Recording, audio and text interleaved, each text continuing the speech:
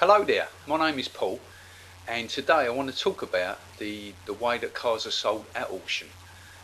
Here in the UK, they're basically sold two ways, which is sold as seen or sold with trial, and it will affect you as a buyer if you buy a car from auction. But the best thing to do is when you go there, make sure that you understand what this terminology means long before you even bid on a car.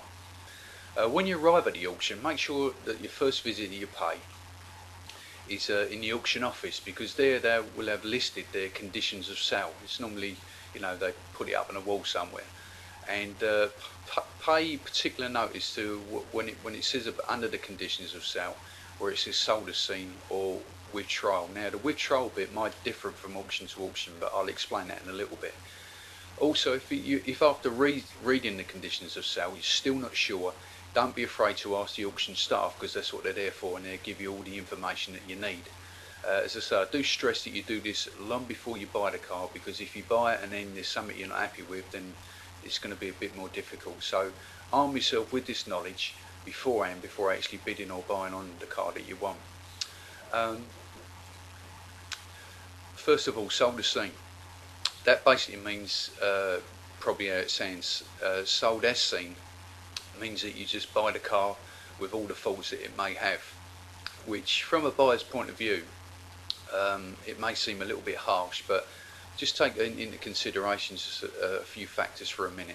I mean, there's a lot of ex-company cars that are sold at auction, and they come from banks and building societies, and they're just put there simply because, not because there might be something wrong with them. There might be something little, like a windscreen wiper or a bulb might need replacing or something like that, which is, easy to rectify.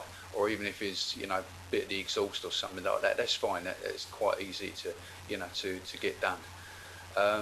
But they just normally put their cars in sold as seen, simply because they've reached a certain age or mileage, and then they're just sold, and the quickest way to get rid of them is by auction. That's where it becomes the opportunity for me or you to go and purchase, a really good 1 or 2 owner car with relatively low mileage, depending on, what the car is and what it's been used for. And the good thing about these cars is that most of the dealers that you see on their forecourts, or independent forecourts anyway, not necessarily the main franchise dealers, come from these places. So here you can buy, a good car at a fraction of the retail price, just, by attending these auctions. So, as I say, if it's sold as seen, then don't necessarily be put off by that. But obviously, if there is something wrong with the car, then you can't, the auction won't entertain it after the sale. Now, if it's a relatively new car, or nearly new car, I should say, then obviously that eliminates some of the risk. Not 100%, but obviously it eliminates some of it. Obviously, if the car is a lot older, it's a 10 or 15-year-old car, then it's probably more prone to have something go wrong with it. But again, you have to judge the car on its merit. Obviously, I couldn't cover that on this video or offer any sort of advice in that. You have to look at the car and take each vehicle that you see, on its own merit. Now, when it comes to the with trial, this can differ from auction to auction. And normally what it means is that you have 1 hour after the end of the sale to test drive the car.